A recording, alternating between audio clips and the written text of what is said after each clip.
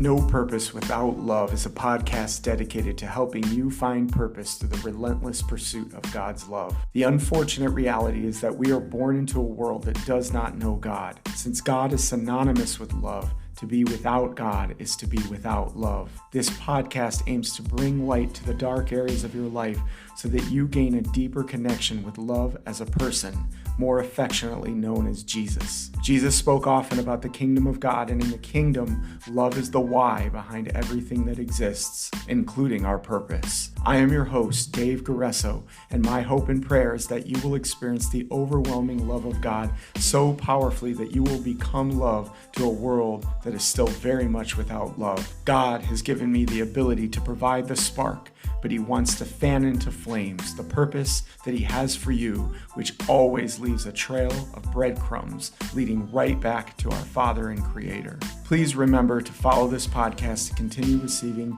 notifications about new episodes as they're released. Now let's get fired up. Welcome to the No Purpose Without Love podcast. I have with me today Miss Sara Im, who, thank you so much for joining us, Sara. I'm your host, also Dave Garesso. Sara, why don't you actually let me go ahead and just do a short bio about you for our audience so they know who you are. So Sara grew up in Cambodia, where she overcame 4 years of captivity and mass genocide that claimed 2 million lives. Through her own resilience and God's help, she escaped, fled to America, graduated college, and wrote an award-winning book called How I Survived the Killing Fields. And now she inspires others to have hope, courage, and a positive perspective in life. Her impactful message has been heard at corporate events, conferences, churches, schools, TV, podcasts, radio, and more. She is a founder and director of Christian Professionals Network of Tampa Bay, and owner of Smart Healthy Living, which is a wellness business. In her spare time, she enjoys participating as a member of Women Speakers Association, Toastmasters International, and Better Living for Seniors. Sara resides in Florida, where she will soon celebrate her 34 years of marriage with her husband. And that is amazing. So thank you once again for joining us, Sara, and all these amazing things that you did. Tell us a little bit more about that. Like, tell us who you are. Well, thank you so much for having me on, David. It's wonderful. I appreciate you. A little bit about me. Yes, I grew up in Cambodia, and unfortunately, I got caught in the war time when the communists took over our country, when they took all of us captive as a prisoner of war. They punished us so bad that about 2 million people died. And I am struggling through that system for 4 years. But I have to say that only God's grace that have helped me to survive. I'm here today because of God's mercy. Otherwise, I probably wouldn't make it. But with that in mind, I'm forever ever grateful. Grateful for the people that received me when I arrived in United States, and they helped me get started and build my new life, get started on my new journey in this beautiful country. And now I am at the point that I want to use my story to inspire other people that, my story is not just to impress anybody. It's to give people hope. I share this to give people hope that if I can make it through this difficulty, anybody can can get through your challenging time. So that's all I want to say right now. Yeah, that's amazing. I know personally, Sara, that not a lot of people find purpose in pain. And that's one thing that your story has always stood out about it to me, is that you have taken something it's traumatic, to be just blunt about it. It's a traumatic experience. Anybody having to go through something like that in life and then overcome it and then turn around and turn it into something positive, that in itself is it's a miracle. So it's awesome that, and I'm grateful that you take the time to go throughout the world and share this message with others, because people need it. And I know a lot of times pain is relative to whoever's going through it, depending on what the experience is. But either way, one thing we know is that encouragement and hope is something that's required on a daily basis. So my next question to you is this: is what, when you're going through that experience, there was this transition period at some point where you had to deal with some of the trauma, the difficult part of it. But what happened in there that got you to say, you know what, I want to turn this into something positive? Like, what happened there? How were you able to overcome that obstacle and that trauma that you went through? Oh, it's two different time frame. Mhm. While I was in that trauma, in the dark time, in the storm, let's say that. While I'm in the storm, all I thought about is my family. Oh, where are they? We were separated, completely separate, and we have no connection between each other, and we have no idea what happened to each other. So my mind was always, always with them. What happened to them? And I want to survive because I want to find them. I want to lift them up when they know that I'm still alive. And I want to be back, be able to help out whatever they need. So that's my purpose. So during a hard time, if we have a purpose in life, we will get through it because that purpose drive us forward, help us not to give up, to hang in there. And it, even though it's very hard, it's almost impossible. But when we have the faith and believe that God is with us, help us to get through whatever we are going through, we will make it. Mhm. Yeah, and it's one thing I'm realizing personally, Sarah, in recent days is that, when I was young, I was always climbing something. I was always trying to achieve something or go after some accomplishment. But I find that the older I get, the more that the people that I love are the most important thing in my life. And it also makes it hard because, as a full-time traveler moving around, it's always a little hard to say goodbye. And the more I develop those relationships with people, the harder it is to move. But at the same time, it gives us that meaning and that purpose. Like you're saying, it's the very reason that you were able to move forward, because you were thinking of those that you love as a reason why you must move forward and come out of it. Mhm. Yeah. Yeah, that's powerful. Um, so you had said a lot about your faith too, and I wanted you to talk a little bit more about that. What role did your relationship with Jesus play in all of this, right? Like what could you tell us about that part of it? Well, back then, when I was young, I did not know Jesus, but I know the biggest God of the universe, Mhm. the the God that created everything. So Mhm. I know that there is God. Mhm. So when I exhaust all the option, anything that I can do myself, I reach out to that God, and I believe that He can hear me. He have mercy on me. So I pray to that God, and I trust that He will hear me. He will answer my prayer, and I'm sure during my journey, He answer a few times that I remember specifically, and I know it had to be God because nobody come up with that solution. So, Yeah. Yeah. And so did you ever feel that it was hard to hear from him? Because I know some people, they struggle, right? They're going through a hard time and they feel like God's not answering, God's not talking to them. They feel like alone and lost. Did you ever feel like you had a time like that? I don't remember I have the that thought. Hmm. Let me give you one quick example.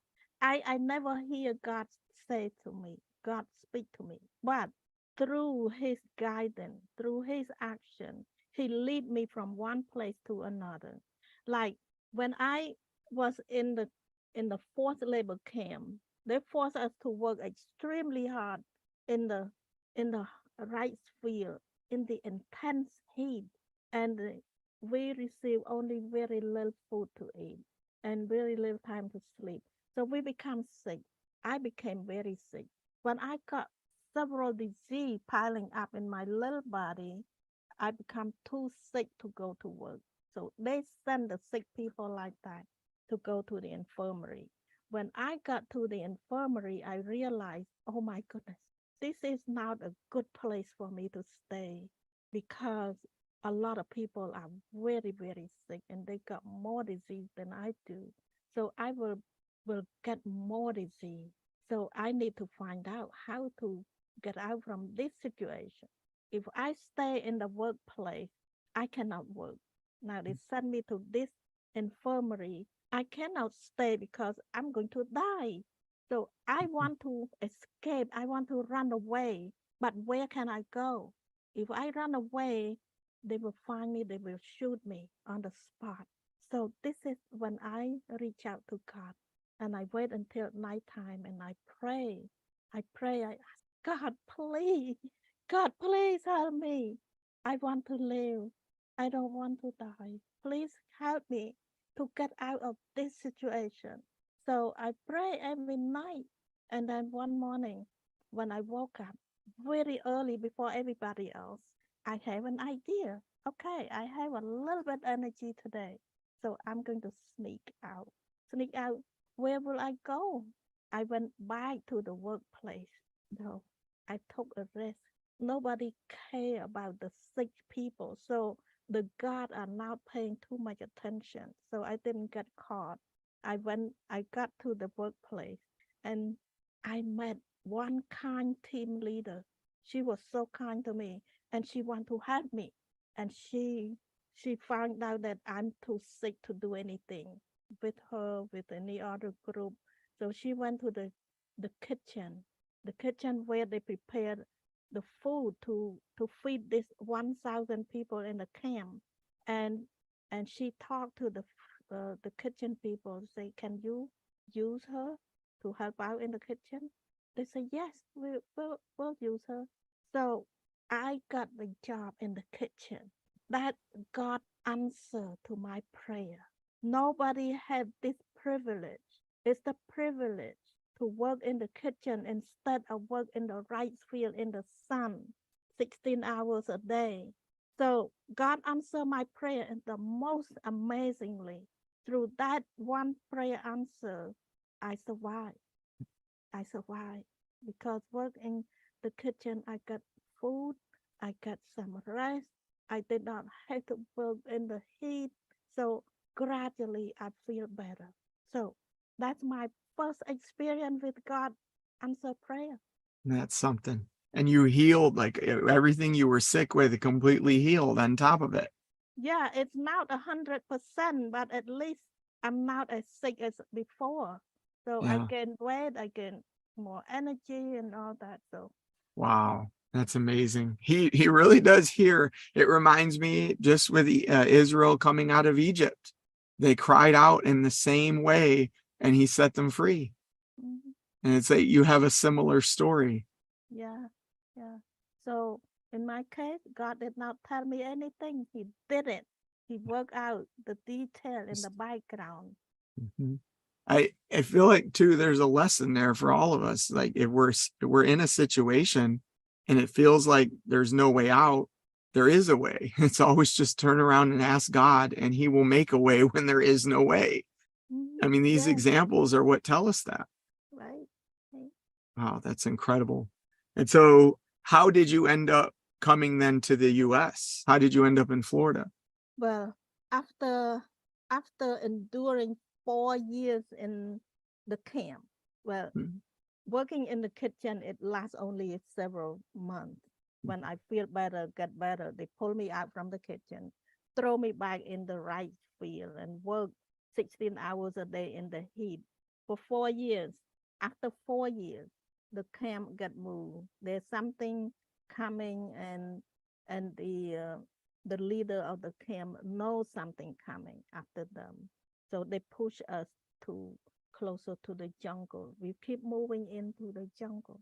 When I realized that we are moving to the jungle, I say, oh no, no, I am not keeping up with this. I cannot keep staying with them anymore. I need to go find my family. So God give me the courage. Give me the courage to think about escape. You see how dangerous that is to escape from the captivity? But when you realize that you do or you die, you, you escape or you just stay trapped in captivity. There's no way out. So I rather die than staying in the situation like that. So I risked my life and I gathered three good friends to escape with me, and we did. Well, it's a long journey, but we pull it off. We made it out, and we get out from captivity. We have to get out first. Mhm. We cannot do much when we are in prison. No. No. So once I got out and I found my way to find my family, it's a long journey, but eventually, to make it short, I found my family. We That's reunited with awesome. my family, Wow. and and then my family nurtured me to good health again.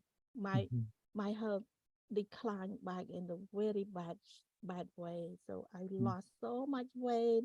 I look like a 95 years old woman and all that, but I recovered. Mhm. And my mom realized that we still live in the dangerous zone. We need to do something. So she have an idea that we need to escape. Mhm. But my mom was sick and she could not do it. So the whole family had to stay with her and took care of her. But I'm the only one who qualified for the family. So my mom pushed me to go out to escape from Cambodia. At that time, there was no airplane, there was no embassy to get visa or anything. The country was a complete chaos. There was no structure, nothing. So if we want to get out, we had to run away. We had to escape the hard way. So my mom arranged the trip with one of her cousins. So between me and her cousin, we went to the Thai border and we crossed the border. We walked across the Wow. border, crossed the landmine. There was a lot of landmine. Mhm. But this is another place where God already interfered. God interfered during my escape the big time that I we did not get lost. If God was now part of the escape, we would have get lost. We would never get out of the jungle. But we arrived to find my family 4 months after the whole country was liberated. They had been liberated 4 months earlier, but we were still in captivity. So God held us back 4 months. So by the time I crossed the border, all those landmines, most of those landmine thing was already exploded. Wow. So I was safe. It's not safe, but at least A I lot did my safer. a lot safer Yeah. than it would have been if I get out earlier than that. Mhm. So that when I look back, I say, unbelievable, unbelievable how God Mhm. could have planned this Yeah. more perfect than we ever thought possible. Yeah. Yeah, Because he knew you from the beginning, Sarah.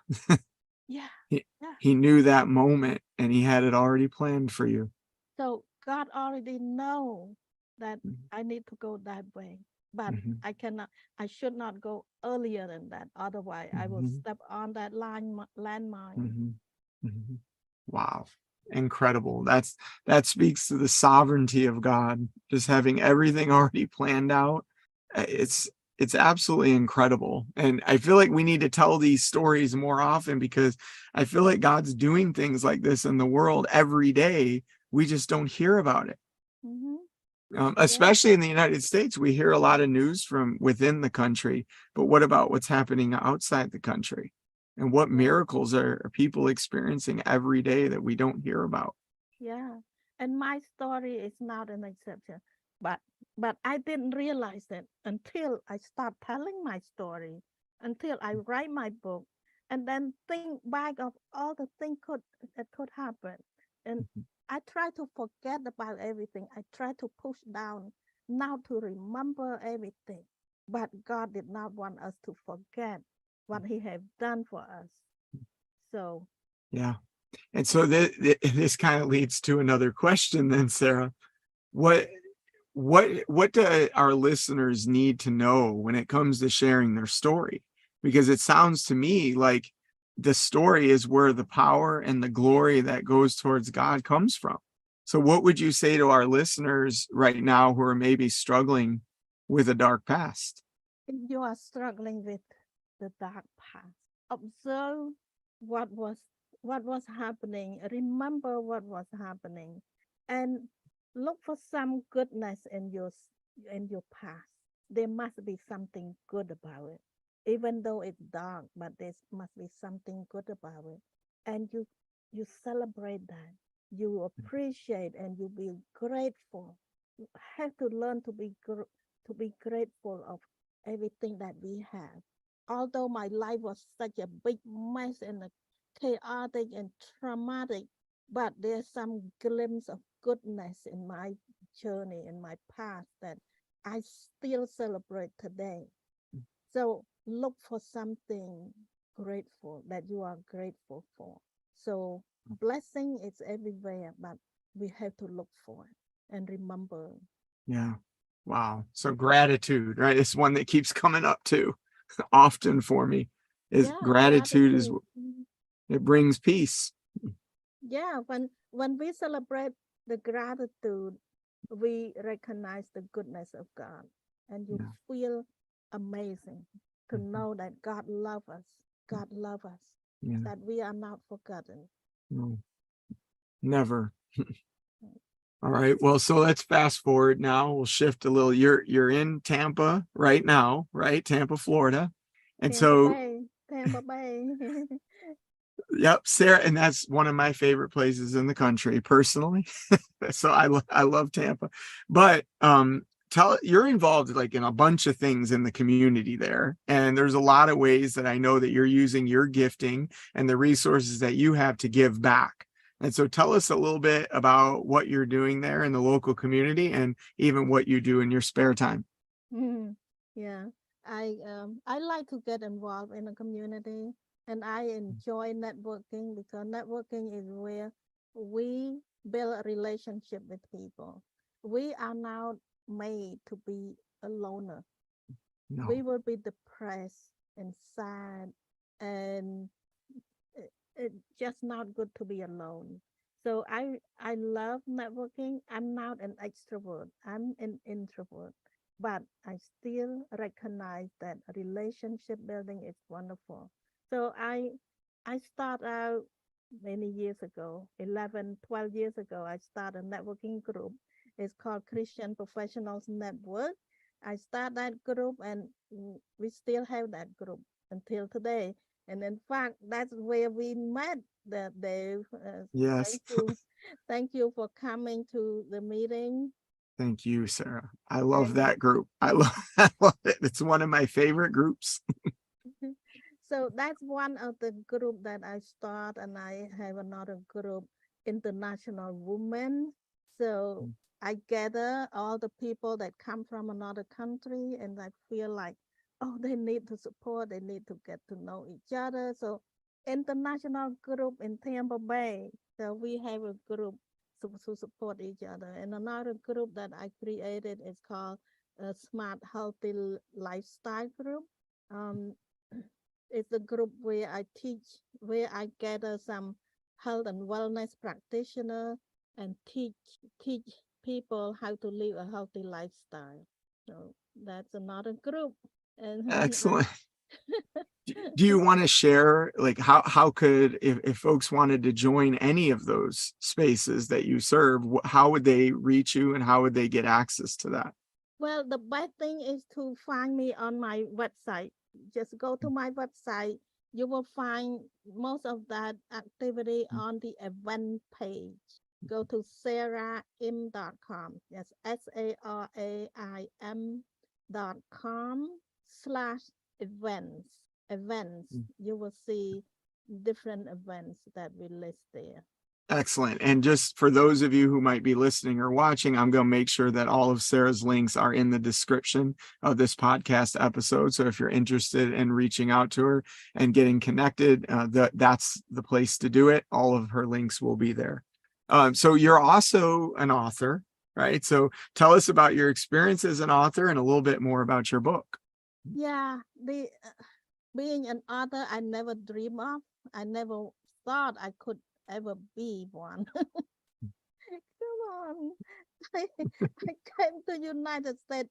I arrived at 27, at age 27, and to learn to speak since then and to come up with a book, it's overwhelming, it's intimidating. But I have good friends who support me. So I wrote one chapter at a time and I sent to her. How does it sound? Anyway, but anyway, before I start writing the book, I realized my story can help a lot of people.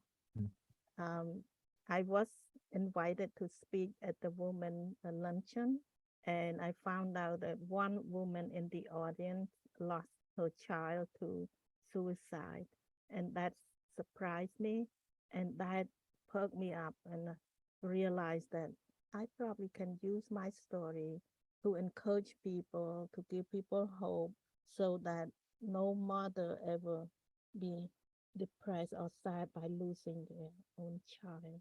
So that's how the idea started. And there are many more reasons why I wrote the book. And so this is the book, How I Survived the Killing Fields. It's a story of hope, love, and determination. Yes, it is a story of hope and love and determination. And I use my book as the base of promotion of give as a tool to encourage people, to give people hope. And since I published my book, I got invited to speak. That how my speaking career, I would say career, was born. But as you can tell, I'm now in a national, a nation. I'm not born with English, right? So I'm still learn. I still need to improve my speaking ability. But I feel like if people need to hear, the message is good enough. The message is more important than the perfection that some people are looking for. For people that are looking for the perfection, you may not find it in my service, but if you're looking for the meaning, for the message, for the inspiration, I can help. What is the primary message that you want others to know about? The primary message is that there are many, but the first one is love. You do everything beginning with love. I survived the killing field because of my love for my family. Next is the faith. You have to believe whatever you are pursuing. You believe that you will make it, and the hope is very close to that. You have to have hope. If if you don't have hope, nothing happens. That nothing happens without hope.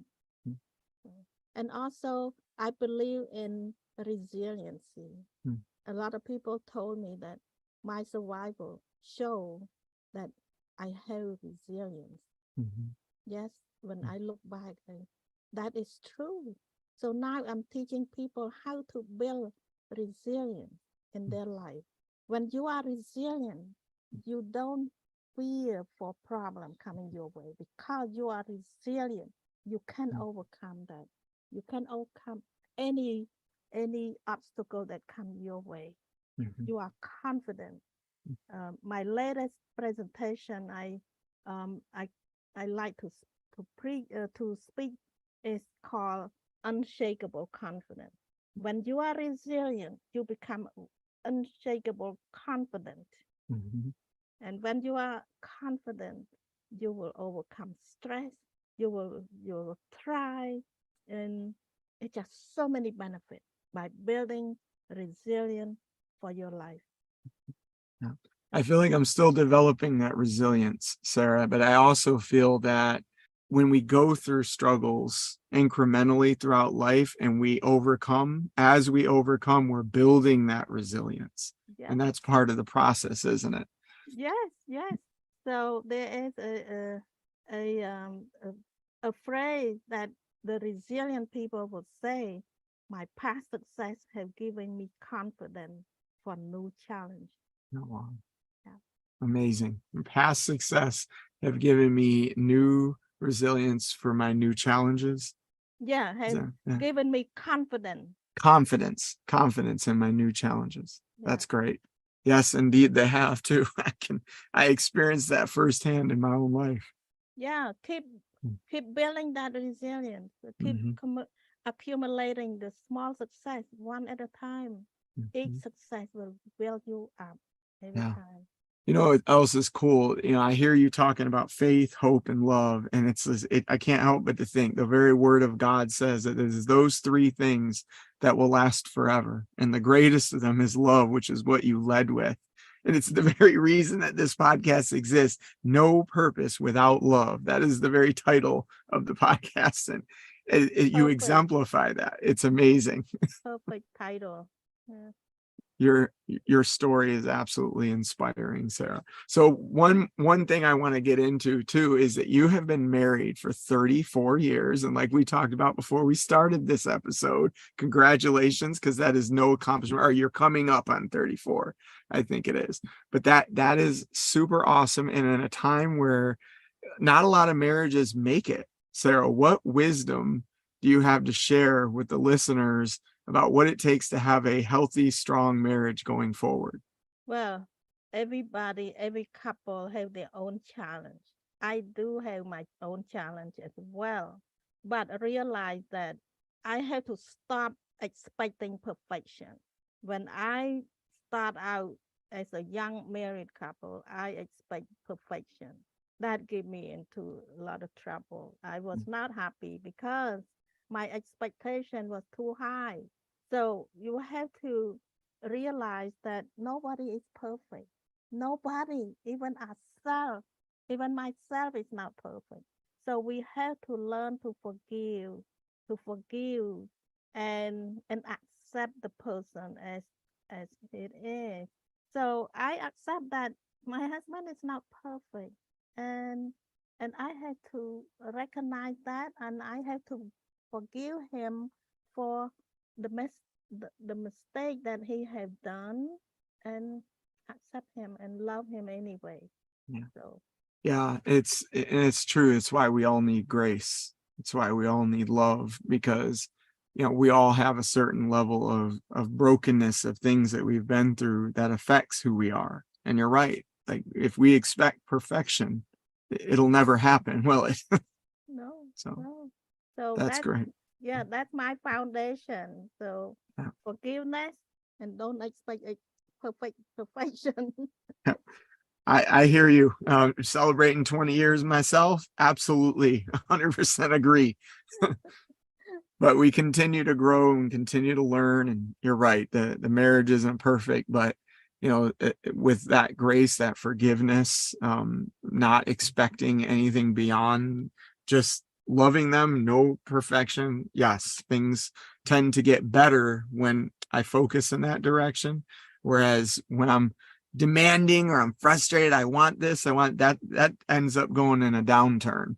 And I've experienced those times too, to my own detriment. All right. So as we begin to wrap up, a couple more things, like what's one final word that you want the listeners to know? Like if you could offer them one more piece of advice or wisdom, what would you share? Mm.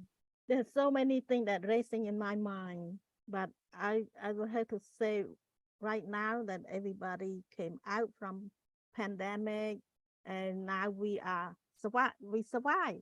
Now we survived the pandemic. So what will we do? Say from now on, keep building your resiliency. Keep building it. Keep loving yourself. Keep building your confidence, building that hope, the trust, and the faith and the love. So all those hope, love, and faith also help building your confidence, building your resilience. So it's go hand in hand. Everything go hand in hand. So um, keep building yourself up so that Yes. you don't be fearful about anything coming your way. Once you are confident, when you you know that God is on your side, there's nothing to stop you. Yeah, absolutely. Amazing. So what I know you had talked about your book, and for those listening to listening, Sara Im, it's SARAIM.com/book is how you can get access to Sarah's book, How I Survived the Killing Fields. What other services do you provide, Sara, that you haven't already talked about? Um, I do some coaching Mhm. for people who really need my coaching to help you overcome whatever that drag you down. You have you need to overcome that. You need to build yourself up so that you can move forward. If you don't let go of the baggage, we all have the baggage. This man, the trash truck never dump that luggage away. Imagine where the we cannot get rid of the baggage. The baggage has to get rid of somewhere somehow. So if you feel that you cannot unload your burden and you need to get out of that to clear yourself, to build yourself up for success, reach out to me. That's one of the service that I don't promote a lot, but in the special case, I will work with people. Excellent. And so thank you so much for providing those services.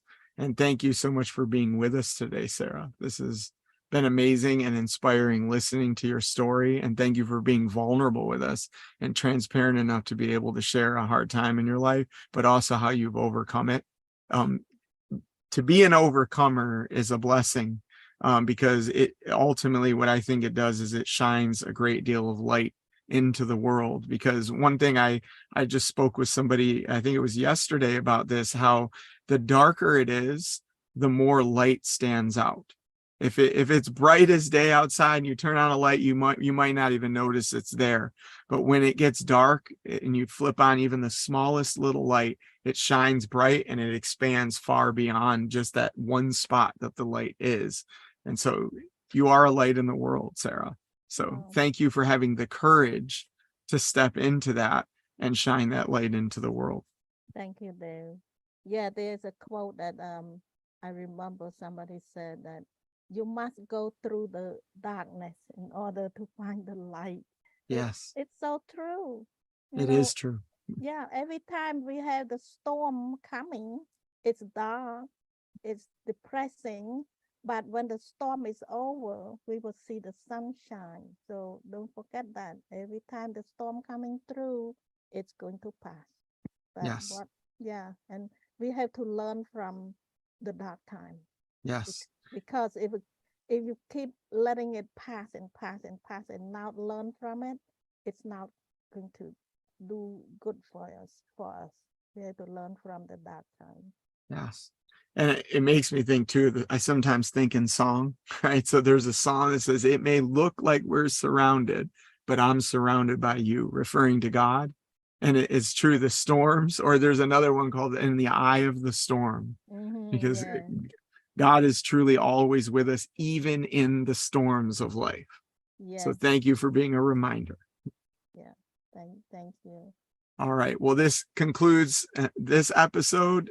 Thank you all for being with us, for listening or watching, depending on whether or not you're on YouTube or just listening to the podcast. We will see you next time for another episode of No Purpose Without Love. Thank you, Sara.